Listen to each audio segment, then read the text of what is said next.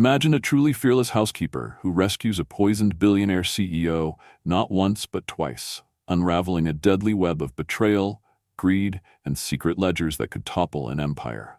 Emma Parker's courage in the face of midnight fires, vengeful ex-fiancés, and sinister allies transforms a cold mansion into a battlefield for integrity and love. Will a maid dare to rewrite destiny and claim her place beside Alexander Grant? In a world where every ally could be an enemy, her secrets become weapons. Let us know where you're watching from, and don't forget to subscribe for more thrilling, heart-pounding tales. Emma Parker had just set down her polishing cloth when the sudden glare of headlights caught her attention through the arched windows of the grand foyer. She glanced at the clock, past 11:30, and, despite her exhaustion, something deep within urged her to investigate. As she stepped outside into the cool night air, she saw the sleek black sedan parked unevenly near the wrought iron gates, its engine still rumbling and its hazards blinking in a frantic rhythm. Her heart jerked. She recognized the car immediately, Alexander Grant's personal vehicle. A shiver ran down her spine as she approached, the gravel crunching under her sensible flats. When she reached the driver's door, she froze. Alexander, the formidable billionaire CEO who barely acknowledged her existence beyond curt instructions, slumped limply over the steering wheel, his crisp white shirt stained with dark crimson at the collar. His breath came in ragged gasps, and an acrid scent of alcohol mixed with coppery blood filled the air. Anxiety surged through Emma's veins, replacing fatigue with determination. She tapped his shoulder, then shook him gently. "Mr. Grant? Sir, wake up." But he didn't stir. The faint glow of his phone on the passenger seat revealed a series of alarming texts from someone named Vivian, demanding loyalty, threatening revelations. Dare she read more? Uncertain, she slid the device closer and caught one final message. "Miss one more meeting and everyone will know your secret." Panic fluttered in her chest. Secret? Shaken, Emma forced herself to focus on the immediate crisis. She flicked off the ignition and unbuckled his seatbelt. He was heavy, like carrying a sack of stones, and almost tipped her forward when she tried to drag him free. Her muscles trembled, but she would not leave him here. Inch by inch, she maneuvered alongside the car, coaxing him toward the mansion entrance. Each step was agony, her arms burning, but she refused to stop. At last, she managed to half-drag, half-carry him through the front door and into the foyer. She collapsed onto her knees, breath heaving, as she glanced around for help that did not exist. Retreating footprints echoed down the hallway. They must have all gone home, leaving her alone in this moment. No one else would come. She had to do this alone. She found a throw on a nearby settee and spread it across the cold marble. Gently, she laid Alexander down, removed his shoes, and draped the throw over his still form. His chest rose and fell erratically. With her heart pounding in her ears, she scurried to the kitchen, where she filled a crystal glass with water and scrounged painkillers from a cabinet. Returning to the foyer, she knelt beside him and placed the glass and bottle on a low table. Alexander's face was ashen, his dark lashes fanning his cheeks as he murmured something unintelligible. Emma brushed a lock of hair from his forehead. "Drink," she urged softly. He blinked once, twice, and then his gaze found hers. For a fleeting second, his veneer cracked, revealing vulnerability she had never imagined. He attempted a smile, then jerked away, pressing his palm to his temple as if warding off a nightmare. The air thrummed with unspoken questions. Who had attacked him? What secret threatened to destroy him? Yet behind his confusion there was gratitude. In his eyes, she saw a silent thank you. Emma swallowed. She dared not let tears fall. Resolute, she hurried to fetch a first aid kit and returned with antiseptic and gauze. As she worked, she prayed silently that morning light would bring answers, that the man she barely knew would remember the name of the woman who saved him. And through that night, as the mansion lay silent around them, an unexpected bond took root, one forged in crisis and whispered in the darkness, promising that neither of them would ever be the same again. The first rays of dawn found Emma back in the greenhouse where she often retreated between chores, her fingers brushing the dew-kissed leaves as if in prayer. The night's adrenaline had faded, leaving her muscles sore and her mind racing with questions she dared not speak aloud. She had expected to return to the polished marble and stifling silence of the foyer. But instead, she found Alexander Grant standing among the ferns, his tailored suit rumpled, tie loosened, and eyes shadowed by a restless night. He looked oddly small beneath the glass ceiling, the grand estate's weight pressing on his shoulders in silence. Emma's heart lurched. She hurried forward, lips parted in apology for her early intrusion. "I'm so sorry," she mumbled, cheeks flushing as she straightened a fern frond that had fallen askew.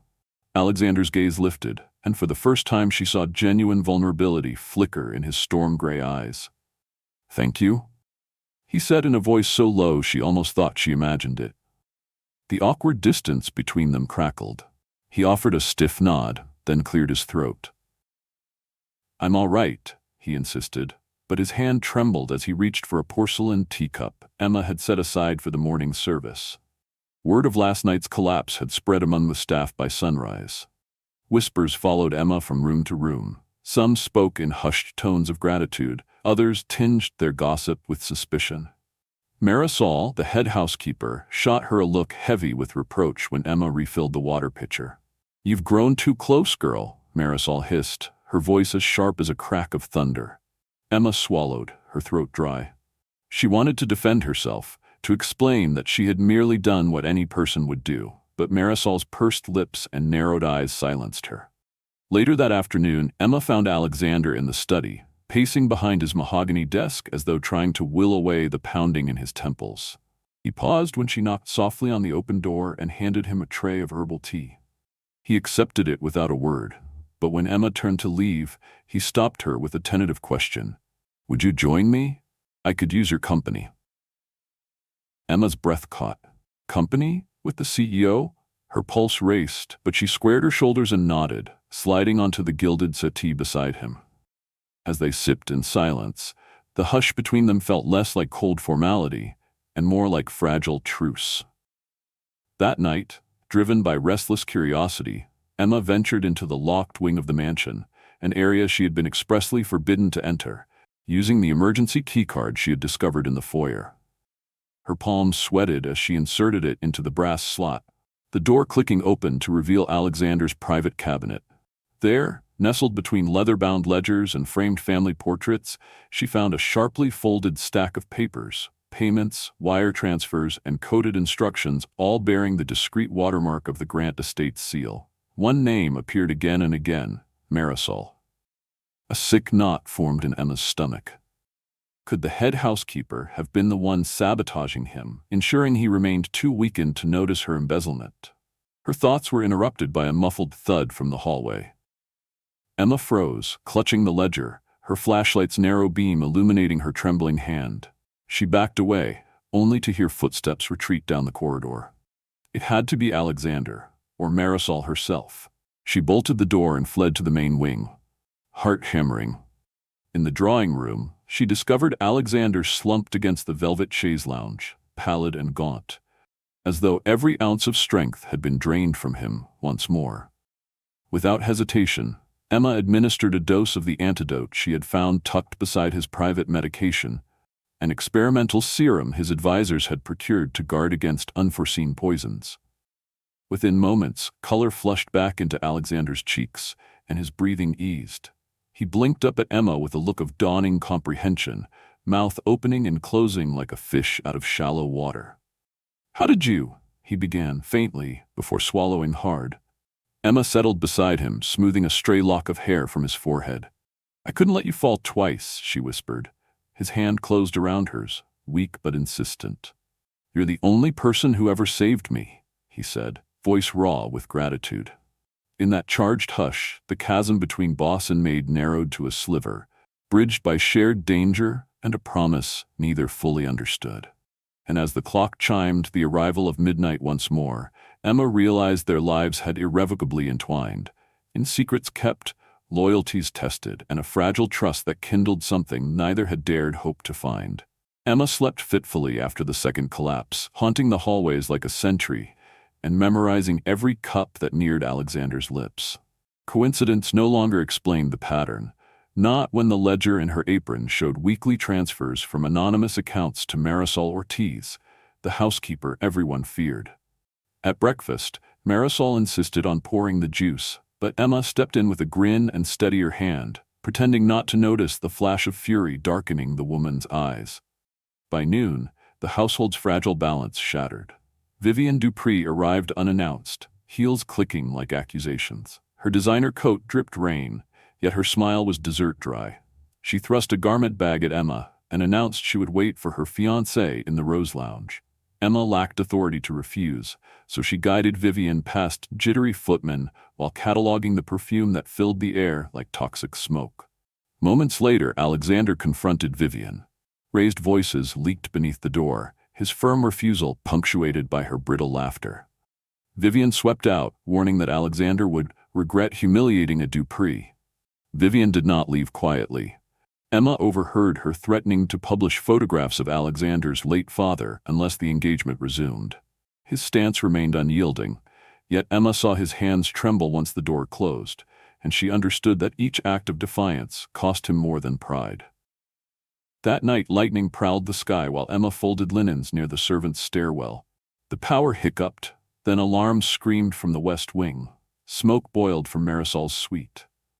Emma grabbed an extinguisher, kicked the door, and found papers burning across the carpet. Handwritten ledgers identical to the one she hid. Marisol lay unconscious, a bruise blooming on her temple. Emma doused the fire, hauled the woman into the corridor, and tried to rouse her. But Marisol's eyelids fluttered only long enough to whisper, "Too late."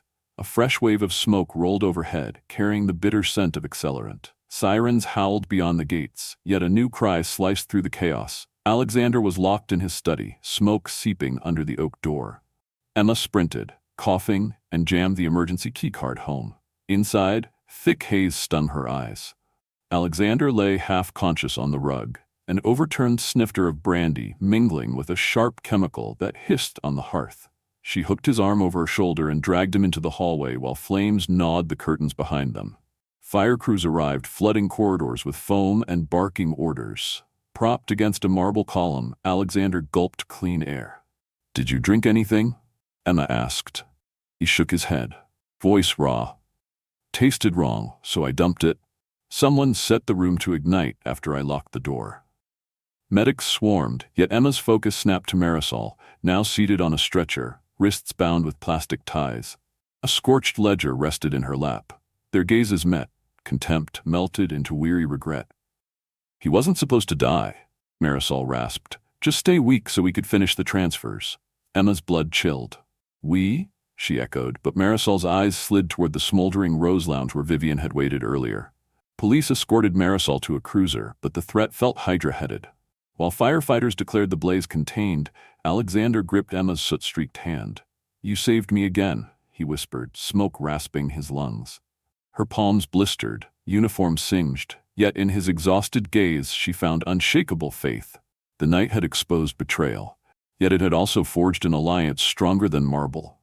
Two souls united by danger, secrets, and determination to expose every conspirator before dawn returned.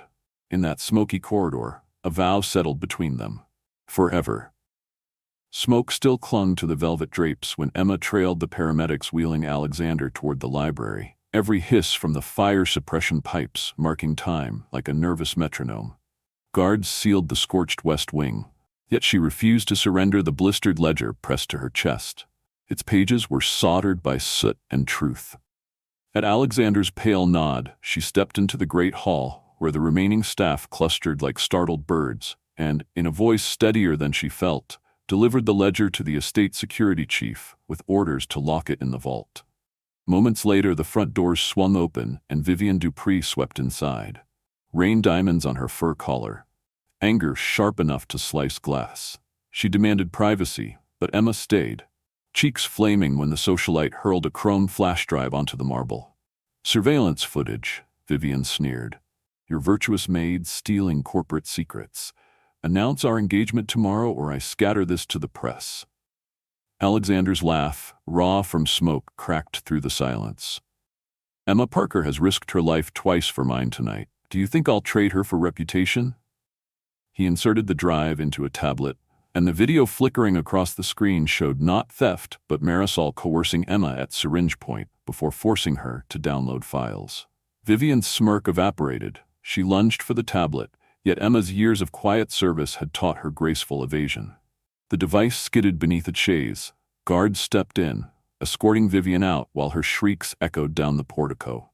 Alone again, Alexander sagged, painkillers and adrenaline warring in his veins. Emma reached to steady him, but he caught her wrist first, his pulse a frantic drumbeat beneath her fingertips. "You're shaking," he whispered. "So are you," she answered, trying to smile. He released her only to pull a velvet pouch from his blazer. "I was saving this for calmer circumstances," he said, voice frayed. "But life keeps burning down the walls between us." He tipped a simple platinum band into her soot-streaked palm. "If tomorrow's scandal sinks everything my family built, will you still give me your hand?" Tears flooded her vision, but she made herself ask the question that mattered. "Tell me everything, or the answer is no." So he did. While lightning strobed across stained glass lions, Alexander confessed the secret driving Marisol's betrayal, illegal offshore accounts created by his late father, funds so toxic they could destroy the grants once exposed. He had been dismantling the network quietly, hoping to shield the innocent, but Marisol and Vivian had planned to leak the data, blame him for the fallout, and seize control of the company. "I believed carrying the burden alone would keep others from bleeding," he finished. Emma lifted the bandage above his collarbone, tracing the bruise shaped by that belief. "You don't have to bleed alone anymore," she whispered. Their foreheads touched, soot mingling with sweat as ambulance sirens faded and dawn tinted the smoke a soft rose. Alexander clasped her hands, trembling easing beneath her steady grip. "Lean on me," he pleaded, "not as your employer, but as the man who loves you more than his own name." Fear surfaced, of tabloids, power gaps, shattered futures, yet loyalty blazed hotter. Emma inhaled the scent of ash and roses and finally surrendered her heart. "I love you too," she said, voice trembling but sure, then slid the ring onto her finger as sunrise speared through the ravaged ceiling, promising that from these ruins something unbreakable had begun. Outside, firefighters packed hoses while reporters massed at the gates, cameras hungry for scandal. Emma and Alexander ignored the storm of flashbulbs, choosing instead to seal their pledge with a kiss, tasting of smoke and resolve. In that breathless moment, they became partners, not only in love but in war, ready to expose every traitor, rebuild every corridor, and defend the fragile sunrise they had claimed together. 6 weeks later, the West Wing smelled of fresh cedar and paint, and Emma Parker balanced on a ladder beside Alexander Grant, rolling cream over the last smoky scars. They had sent the contractors home early, insisting that their own hands finish the job. Each stroke felt like sealing a promise that the mansion would never be ruled by fear again. Downstairs, security monitors showed paparazzi vans and, parked apart, the long gray sedan Emma dreaded. Vivian Dupree was back. At dawn, she had emailed a doctored video to every grant director, grainy footage depicting Emma trading flash drives with Marisol, and demanded a sunset vote removing Alexander as CEO unless he restored their broken engagement.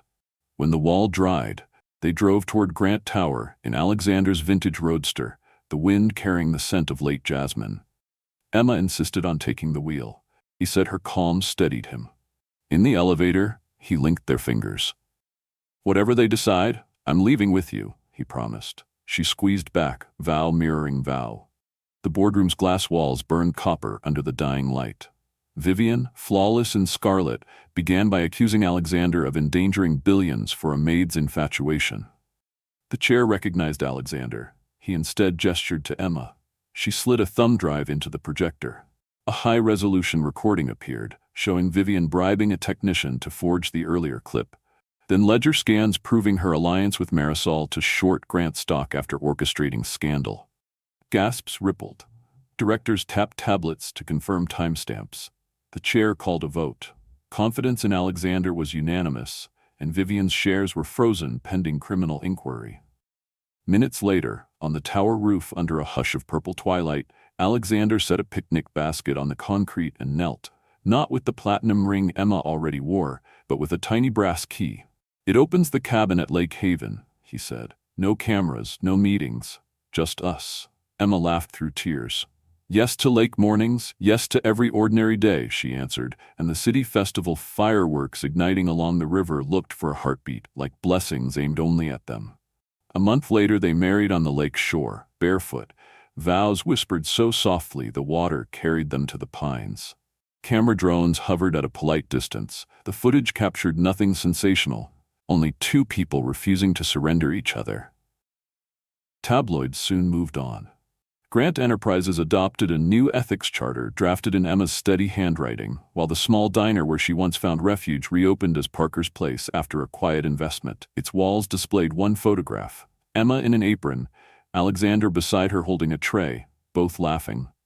On clear mornings, Alexander paddled the lake while Emma drafted blueprints for a foundation teaching domestic workers finance and self-advocacy.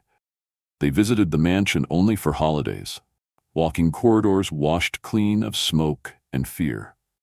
Each time they passed the study door that once trapped him, they paused, fingers interlaced, offering a silent thanks for a night that nearly destroyed them, yet forged their forever. Lying together in the porch hammock one warm evening, they listened to crickets and distant boat engines. "Do you ever miss the noise?" Alexander asked. Emma turned, smiling. "Only when I need reminding how precious quiet can be." He kissed her knuckles, the platinum band cool against his lips. And whenever visitors asked how a maid and a billionaire defeated every snare set against them, Emma answered simply, "We chose each other, again and again." In that choice lived their peace, their purpose, and a life richer than anything the Grant fortune could buy. The lake echoed their laughter, carrying proof that wealth is measured by courage, devotion, and shared freedom. Love doesn't recognize titles or bank balances. It thrives on trust, courage, and the willingness to stand by someone when the whole world seems set against them. Emma's unwavering compassion taught Alexander that vulnerability isn't weakness, and Alexander's steadfast protection showed Emma that she was worthy of respect and partnership. Together, they learned that true strength comes from sharing burdens rather than bearing them alone. When danger threatened to destroy their bond, they refused to give in to fear or gossip. Instead, they faced it head-on, exposed the conspiracies, and rebuilt their lives on the foundations of honesty and mutual support. Their journey reminds us that love is not a fairy tale where everything falls into place magically. It demands sacrifices. Emma risked her safety to save Alexander twice, and Alexander risked his reputation and family expectations to defend Emma. Yet those risks brought them closer, forging an unbreakable alliance. They showed us that reconciliation and healing often require confronting painful truths, extending forgiveness, and daring to hope even after heartbreak. Moreover, their story highlights the power of integrity. By choosing transparency, revealing ledgers, exposing villains, sharing secrets, they reclaimed control over their own narrative. In a world that judges by appearances, they proved that character carries more weight than social standing. Their actions encouraged those around them to abandon prejudice and embrace empathy. Ultimately, Emma and Alexander built more than a life together. They inspired change in their community. From renovating the diner to drafting an ethics charter, they turned personal victory into collective progress. This teaches us that when love and purpose align, we can create ripples of positive impact far beyond ourselves. Where are you watching from today? Let me know in the comments below. And if you enjoyed this story, don't forget to subscribe to our channel for more tales of courage, heart, and unexpected love.